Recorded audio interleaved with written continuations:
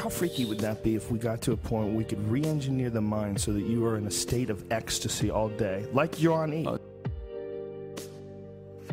Dude, why not? Steve Silberman wrote that article about Steve Jobs, talked about performing a metacognitive hack of the human operating system, whether you use like yoga or meditation to use the mind, to watch the mind, and ultimately to upgrade the mind, or whether you do, you know, our thoughts shape our spaces and our spaces return the favor. Like we build environments and in turn we engage in feedback loops with those environments and they change the way we think.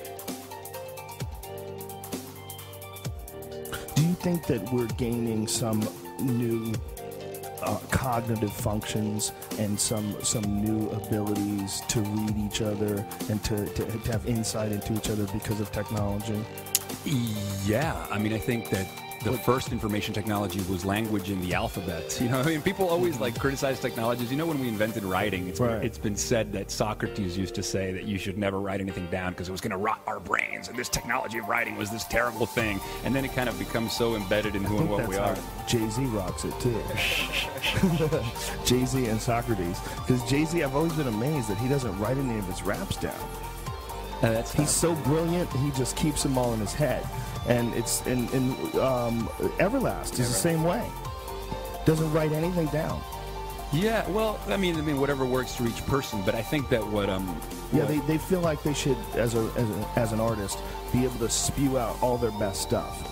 But even language and thinking is a technology too. I mean, we're still depending on various components of the brain to do a certain function. So I think what we call the skin bag bias. I mean, this assumption that it's better if it's all coming from within us. I think our actual minds are actually part of a dance between our brains and our environments and our tools. I mean, I outsource part of my cognition to the iPhone. There's a whole theory called the extended mind thesis. You create artful change in the world using the magic wand known as the iPhone. It stores part of your memory. It allows you to interface with reality and actually cause change in reality. Amber Case is a cyborg anthropologist. She says our smartphones basically give us technologically mediated telepathy.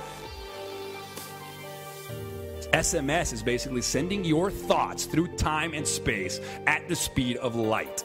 By pressing a few buttons, you become telepathic.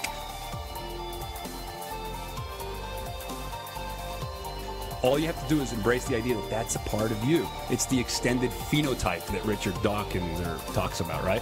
You know, termites build termite colonies. Termite colonies are part of this termite species.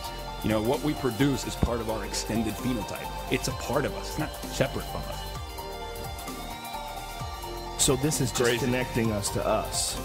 This is really just connecting us to us. Yeah, enhancing who you are, because you are the connection between you and all the other positive organisms around you. And the more you can keep that going exponentially, the happier and the better life will be. Yes.